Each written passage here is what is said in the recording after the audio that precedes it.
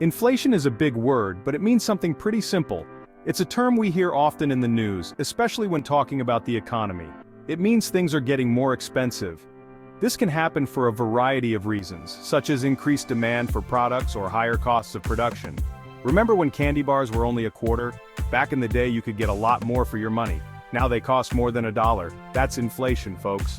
Over time, the value of money decreases, and you need more of it to buy the same items. Inflation happens when the prices of goods and services go up over time. This can be due to various factors like supply chain issues, increased wages, or even government policies. It's like a sneaky tax that makes your money worth less. When inflation is high, your purchasing power decreases, meaning you can buy less with the same amount of money. If things keep getting more expensive, you'll need more and more money to buy the same stuff. This can make budgeting difficult and can affect your overall financial health. Remember, a little inflation is normal. In fact, a small amount of inflation is considered healthy for the economy as it encourages spending and investment. But if it gets too high, it can cause big problems. High inflation can lead to uncertainty and can erode savings, making it harder for people to plan for the future. People might not be able to afford basic things like food and housing. This can lead to increased poverty and social unrest. That's why we need to understand what causes inflation and how to keep it under control. By managing inflation, we can ensure a stable economy and a better quality of life for everyone. Before we continue, if you like this video, please remember to share it with your friends, hit the like button, subscribe to the channel, and then watch some more of our videos. Imagine a factory that makes your favorite sneakers.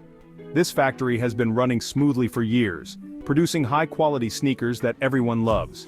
The workers are skilled, the machinery is efficient, and the raw materials are sourced at reasonable prices. Suddenly, the price of rubber, a key material in sneaker production, goes way up. This spike in rubber prices could be due to various factors such as natural disasters affecting rubber plantations, geopolitical tensions, or increased demand from other industries. What happens next? The factory now has to spend significantly more money to make the same sneakers. This increase in production costs isn't just a minor inconvenience, it affects the entire budgeting and financial planning of the factory. To stay in business and maintain profitability, they have to raise the price of the sneakers. This is a classic example of cost-push inflation, where the increased cost of production leads to higher prices for consumers. Cost-push inflation happens when the cost of producing goods and services increases. This isn't limited to just one industry. It can happen across various sectors, affecting everything from electronics to food products. This increase in production costs could be due to several factors. Higher wages might be necessary to attract and retain skilled workers. Increased energy costs could result from higher oil prices or new environmental regulations. Shortages of raw materials might occur due to supply chain disruptions or increased global demand.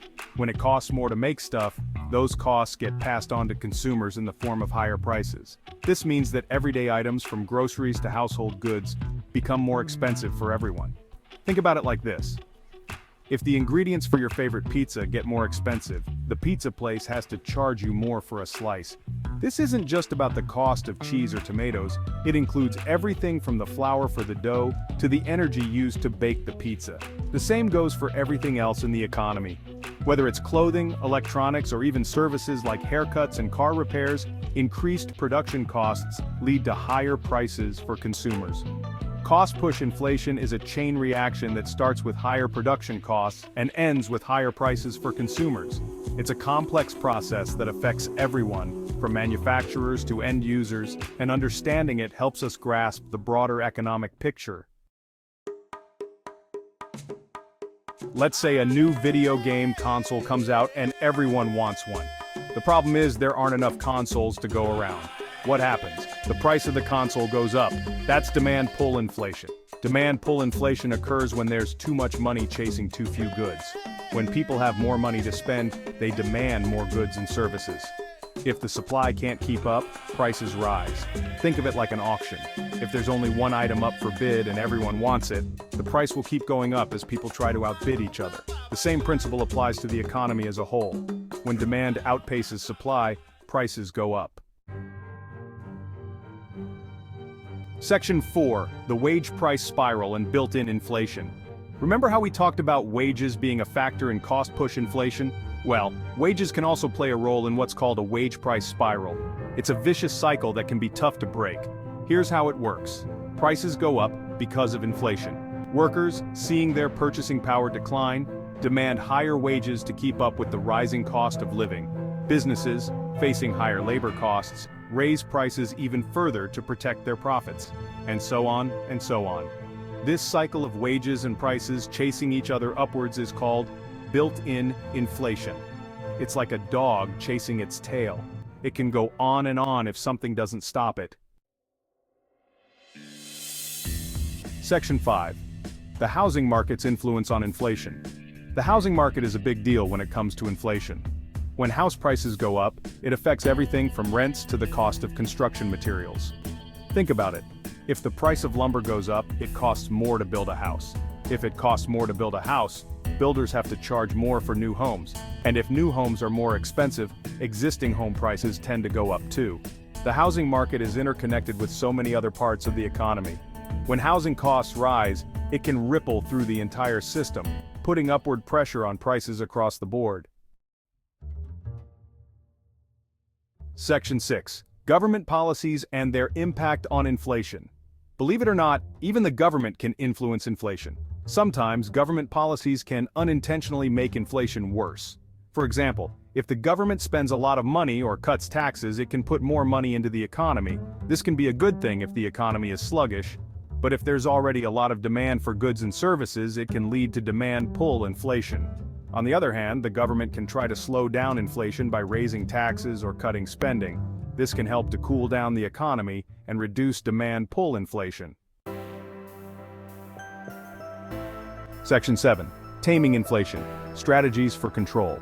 In this section, we will explore the various strategies that can be employed to manage and control inflation effectively.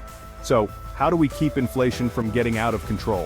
Inflation can erode purchasing power, making it harder for consumers to afford goods and services. It can also create uncertainty in the economy, affecting investments and savings. Well, there are a few things that governments and central banks can do. These institutions play a crucial role in maintaining economic stability and ensuring that inflation remains within a manageable range. One tool is interest rates. By adjusting interest rates, central banks can influence the cost of borrowing and the level of spending in the economy. Central banks can raise interest rates to make it more expensive to borrow money. This discourages excessive borrowing and spending, which can help to cool down an overheating economy. This can slow down spending and help to reduce demand-pull inflation. When people spend less, the demand for goods and services decreases, which can help to stabilize prices. Another tool is fiscal policy. Fiscal policy involves the use of government spending and taxation to influence the economy. Governments can raise taxes or cut spending to reduce the amount of money circulating in the economy.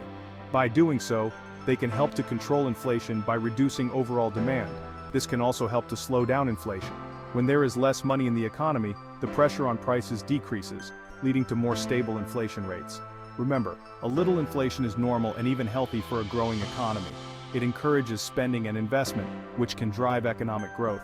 But too much inflation can be a real problem. Hyperinflation, for example, can lead to a loss of confidence in the currency and severe economic instability. By understanding the causes of inflation and the tools available to control it, we can help to keep prices stable and the economy running smoothly. Effective management of inflation is essential for maintaining the purchasing power of consumers and ensuring long-term economic health. If you liked this video, please share it with your friends, hit the like button, subscribe to the channel, and watch more of our great videos. Thanks for watching.